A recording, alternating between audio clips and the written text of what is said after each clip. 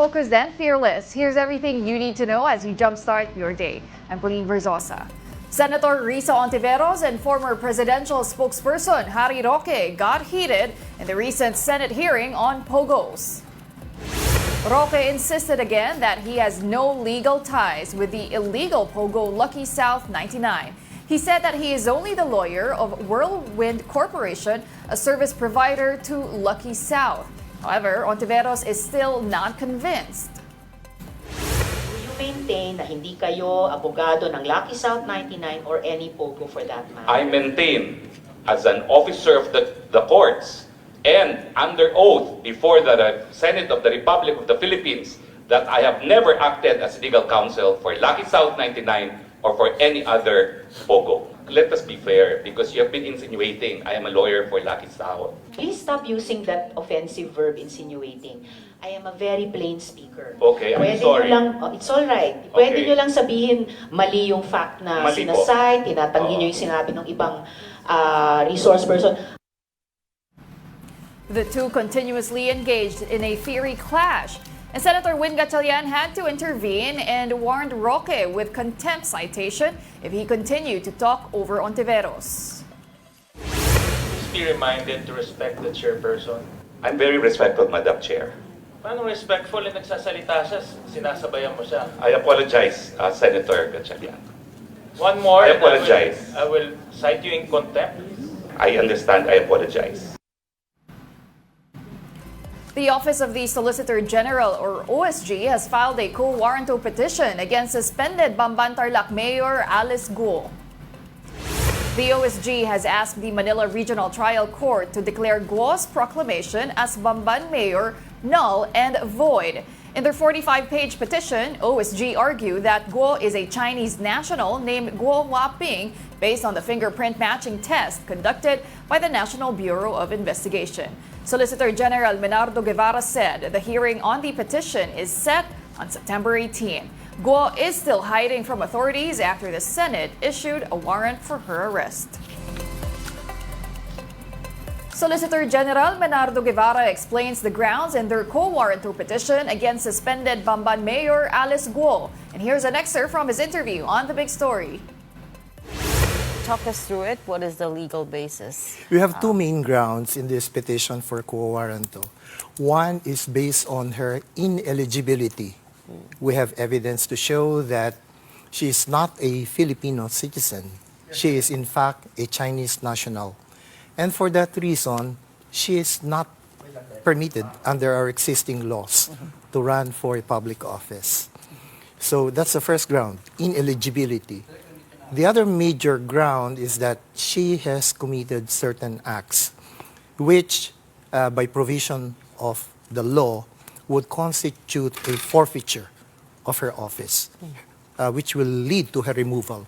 So those are the two prongs of the quo warranto petition that we filed with the Regional Trial Court in Manila this morning. Certain acts, you mean the being untruthful in the documents? To be more specific, serious dishonesty, which is one of the grounds specified in the local government code as a ground for removal from office, dismissal. Okay, let's do the first prong, which is ineligibility. We have, of course, we're so familiar with the story of Alice Guo and Guo Huaping, right? Soljan. However, she is still not admitted that she is Guo Huaping.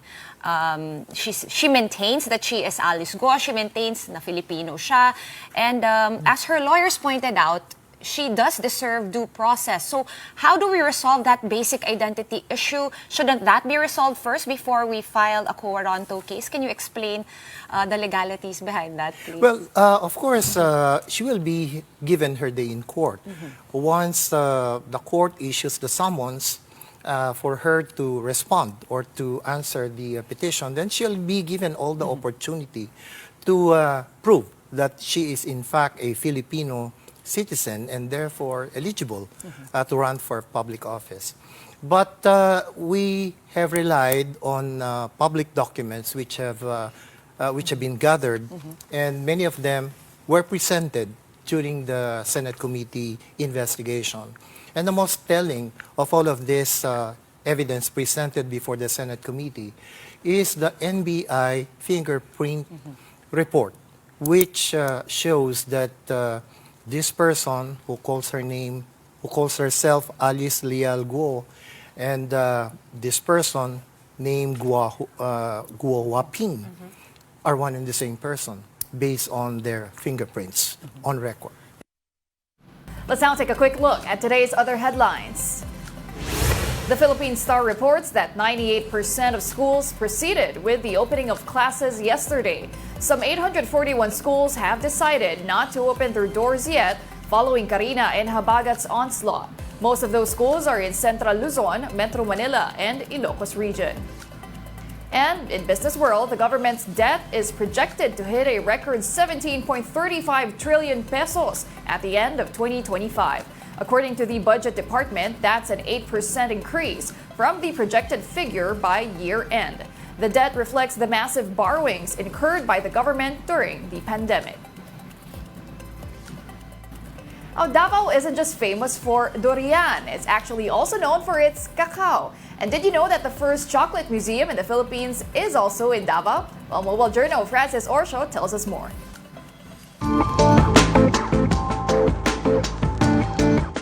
Mula sa prutas ng kakao ang paborito nating panghimagas na tsokolate. Kaya personal kong pinuntahan ang nangungunang cacao producing province sa buong Pilipinas, ang Davao Region. Sa mahigit 20 ektaryang cacao plantation na ito, may 12,000 cacao trees. Sinilip din natin ang mabusising proseso ng paggawa ng tsokolate. Una, ang mano-manong paghiwalay ng buto ng cacao. So, sinusort yung bean. Yung magandang bean, yung buong bean, at saka yung merong mga defective beans. No? So this is one of the post-harvest practices na very important to come up with a good chocolate. And the quality. The quality chocolate. Malagos Chocolate ang isa sa mga 100% Filipino local chocolate brands sa bansa. Hango raw ang pangalan sa kanilang barangay na Malagos. Ito ay para mas makilala ang barangay na mayaman sa puno ng kakao at gumagawa ng kalidad na tsokolate. Kasi nga naman, kung usaping quality, pang world class daw ang Malagos Chocolate. Dahil bunga pa lang ng kakao, binibili na rin ng mga top international chocolate makers. We are very particular with quality. And the raw material that we use, and all the way during sa post-harvest and sa processing ng chocolate dito sa factory namin or sa planta namin.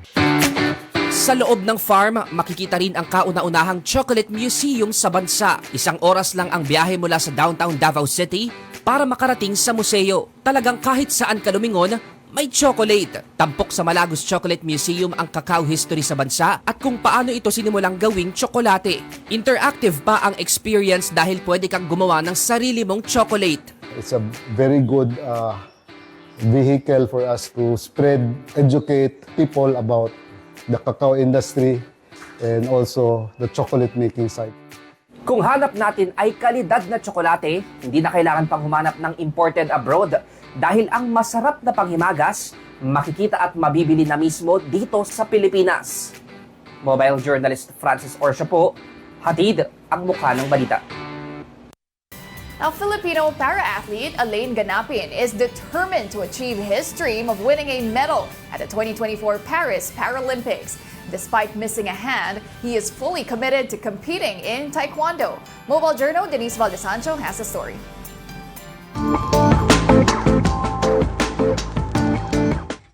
Sa kahit anong sipa ng buhay, buong puso at tapang niyang hinaharap ng isang para-taekwondo player na ngayon ay sasabak sa Paris Paralympics.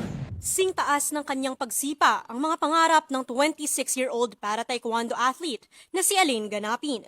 Dahil sa isang congenital disorder, kinailangang putulin ang kanang kamay ng atleta pagkapanganak sa kanya. Sa kabila nito, maaga siyang pumasok sa sports, pero hindi sa taekwondo kundi basketball. Yun nga lang, itinigil niya rin ito. Ayun po, hindi naman po maiwasan na mabully. Kaya parang feel ko po hindi ako welcome. So, nag-stop na lang po ako. Parang hobby na lang po with friends, close friends, yun.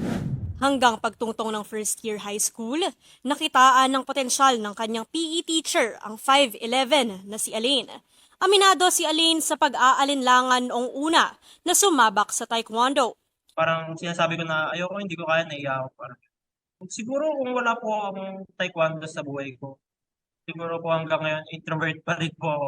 Taong 2020 nang makwalify siya sa Tokyo Paralympics. Pero pansamantalang naudlot ang pangarap ni Allain.